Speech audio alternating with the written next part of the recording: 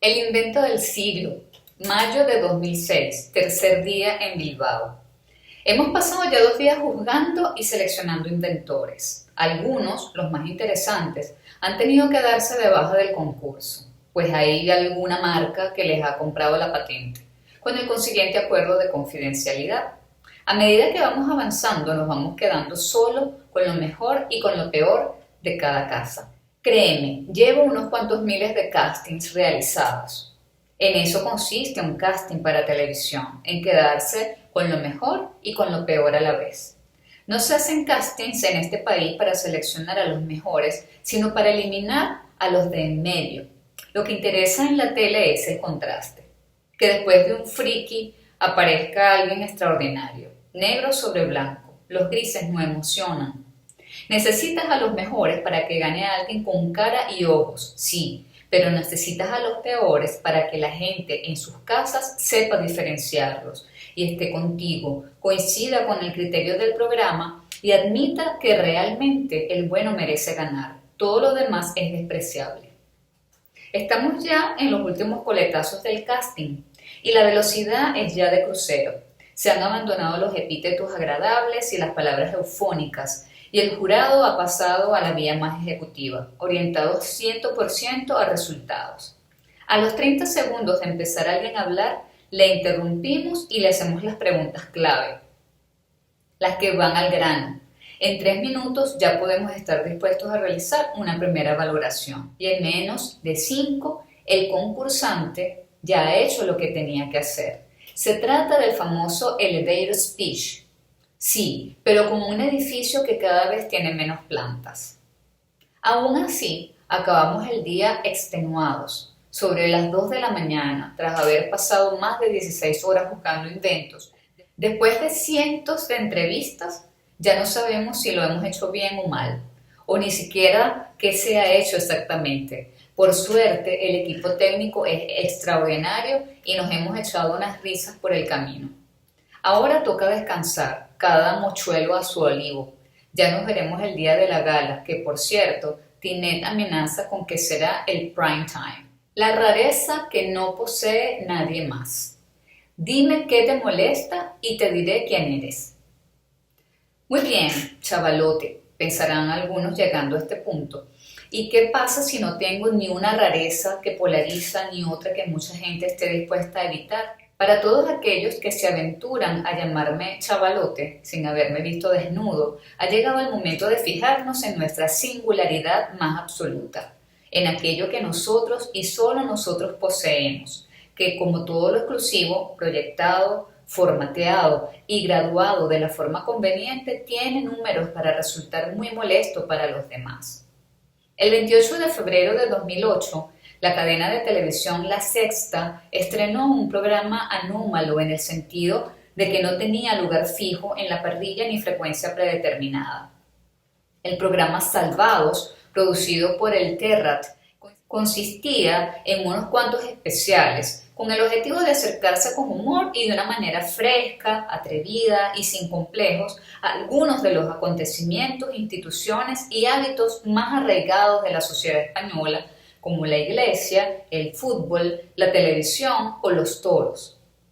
Lo que al principio fue un programa que casi nadie veía, poco a poco, tacita a tacita, molestia a molestia, se fue convirtiendo en un éxito de audiencia. Tanto fue así que lo que iban a ser un par de especiales sobre campañas electorales se acabaron transformando en una temporada completa y después en un programa de frecuencia semanal y después en otra temporada más y así hasta hoy.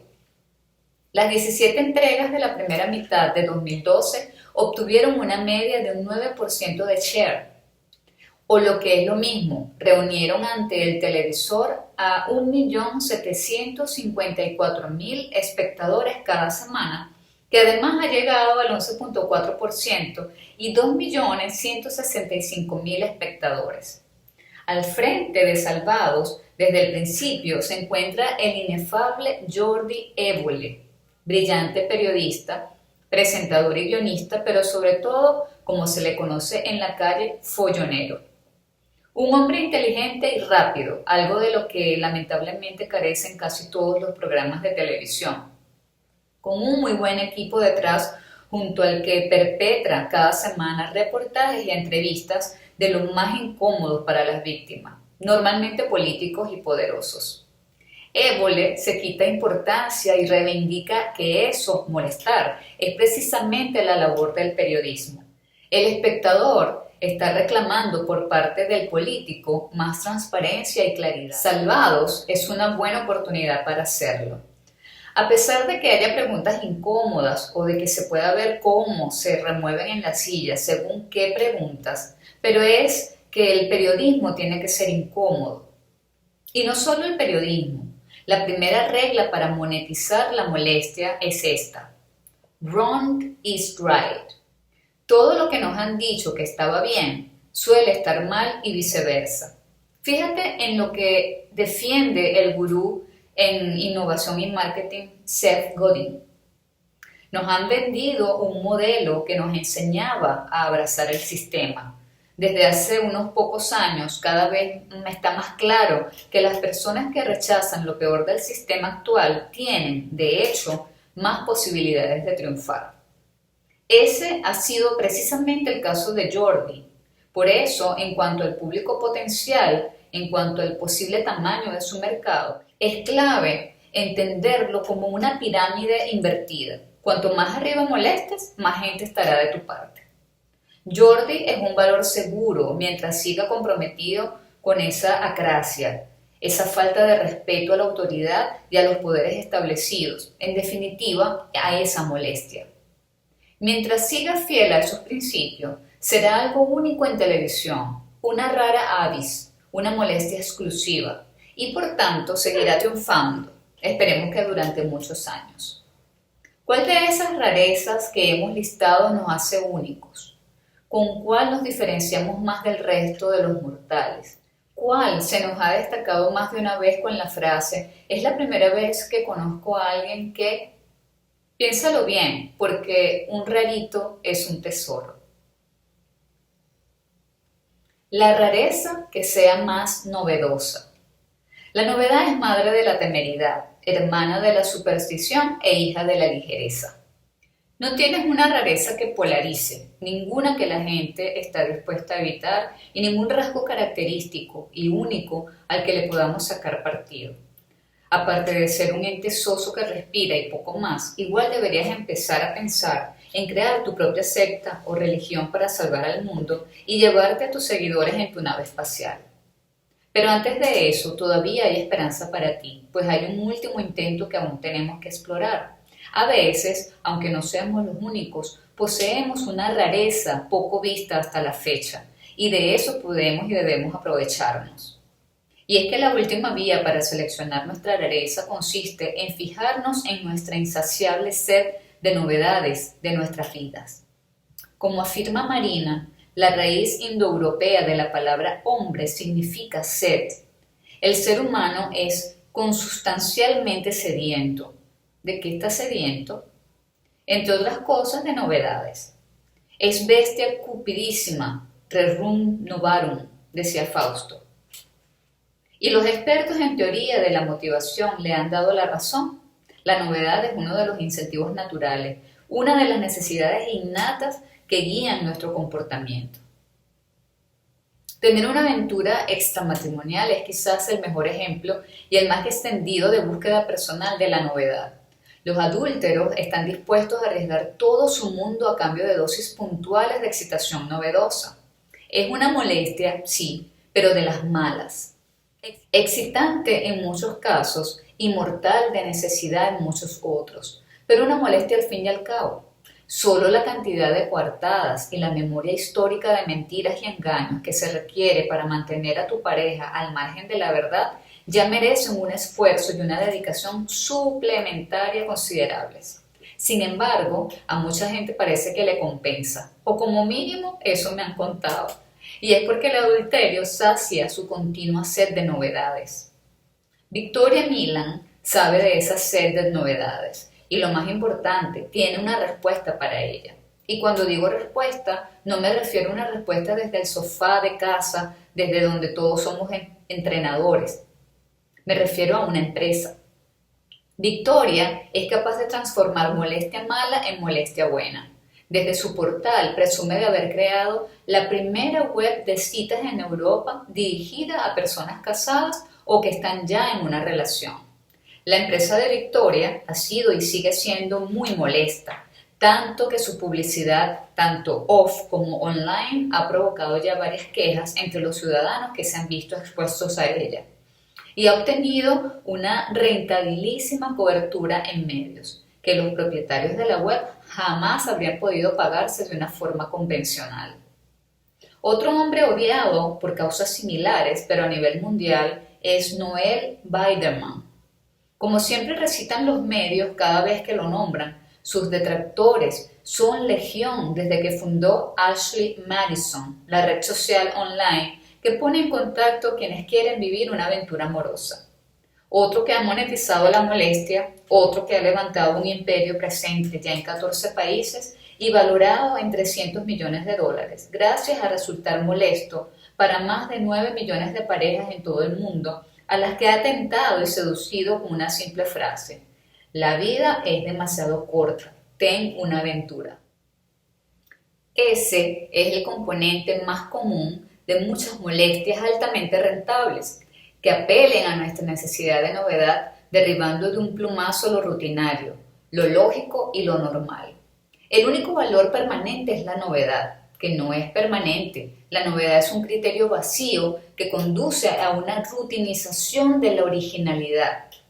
Lo importante es distinguirse y para ello basta un sistema muy elemental de transformaciones, negar lo lógico, lo tópico, lo normal. Si aún no notas el guante de látex en alguna parte de tu anatomía, quizás es porque no te has hecho las preguntas correctas.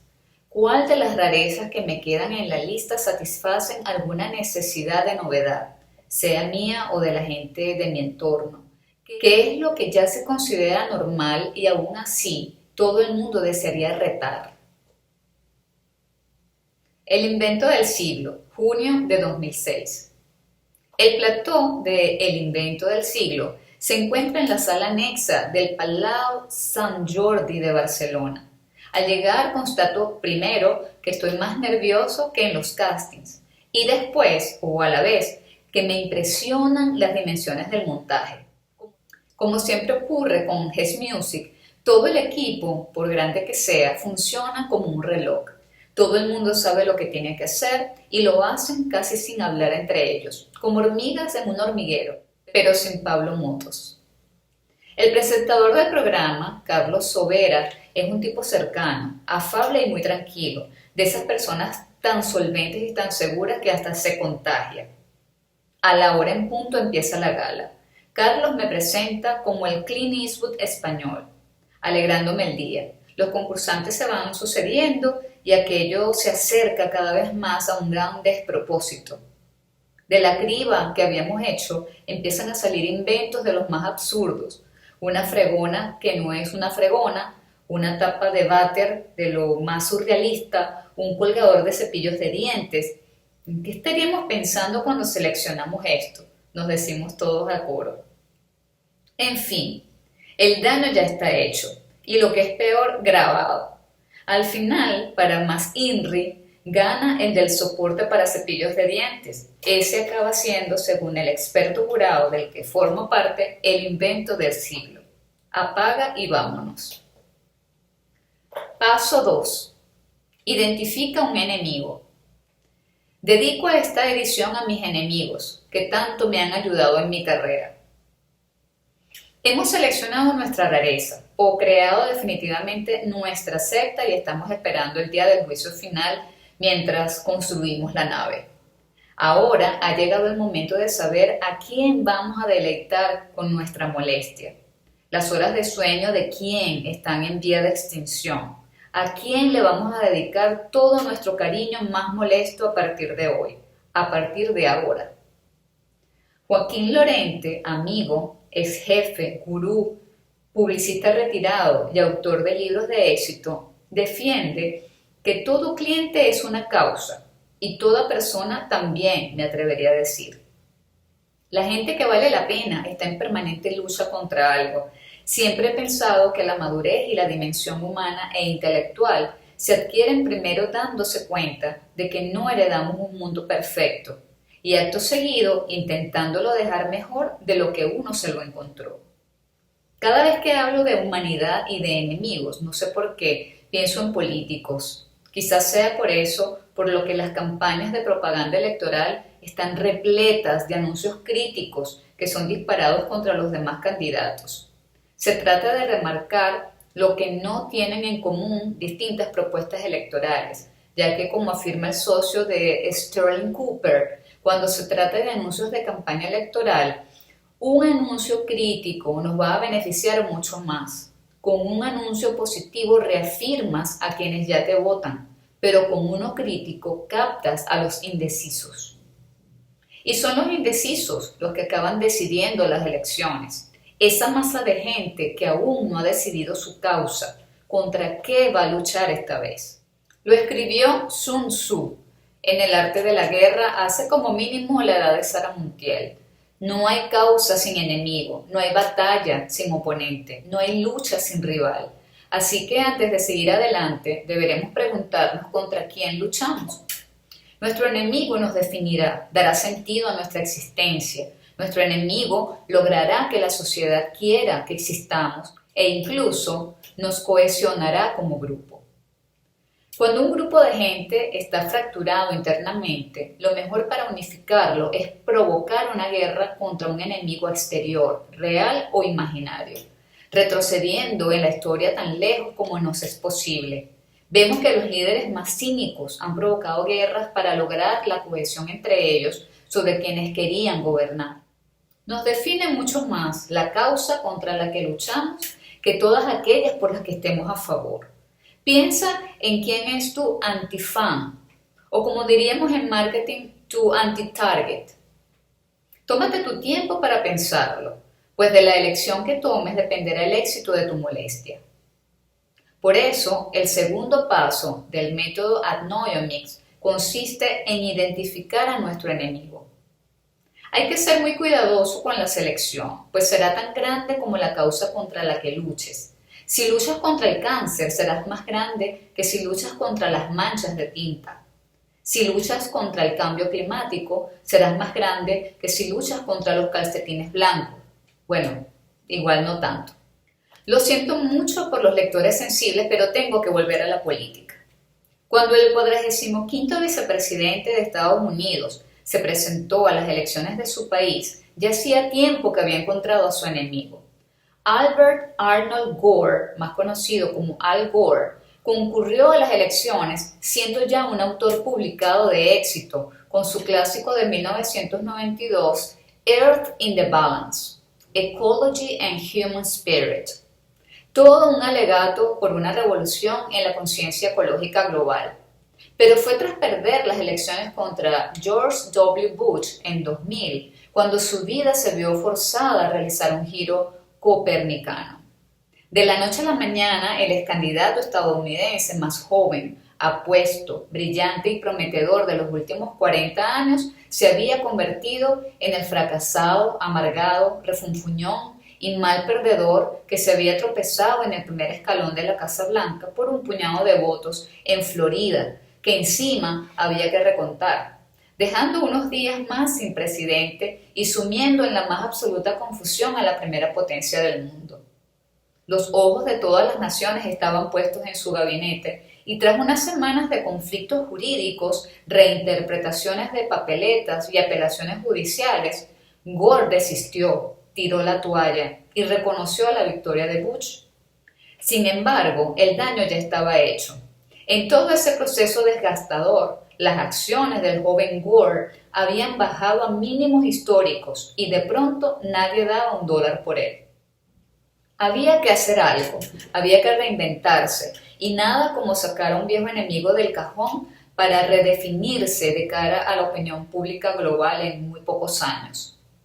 El calentamiento global primero y el cambio climático después darían a Gore una causa por la que seguir peleando, un enemigo público contra el que existir, una razón sólida, poderosa y universal por la que la misma sociedad que una vez le vio hundirse en la miseria y desaparecer, deseara de nuevo que alguien como él existiese.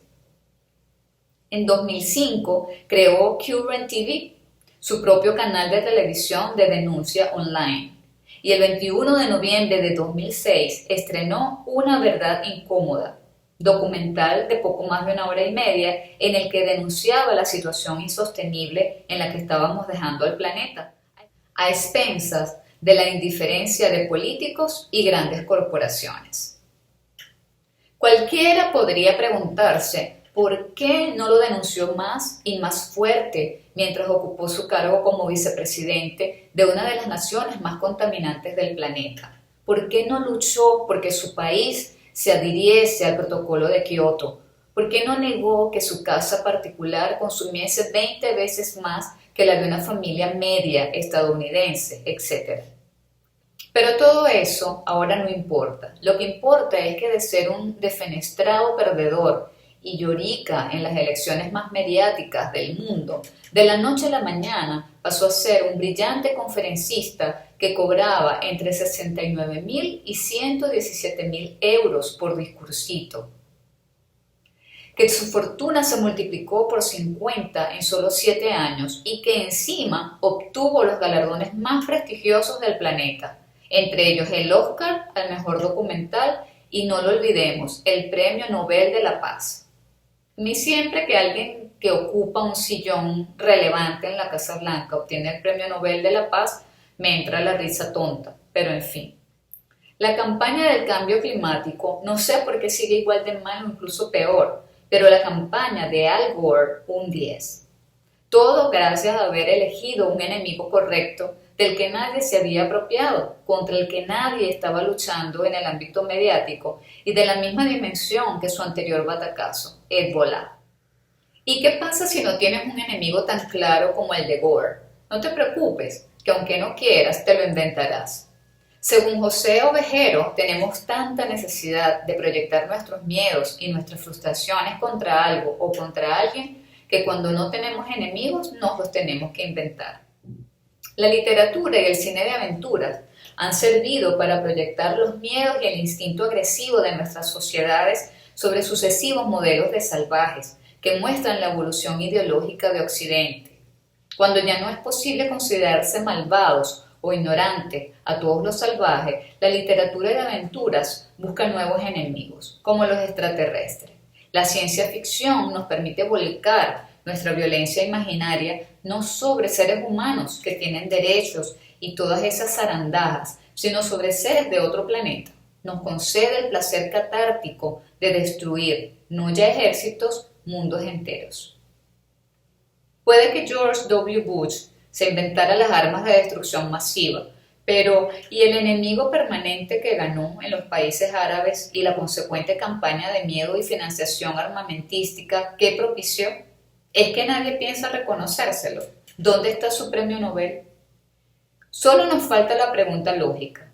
¿Cómo encontramos la causa? ¿Cómo saber contra qué luchar? La respuesta más obvia radica en tu propia indignación.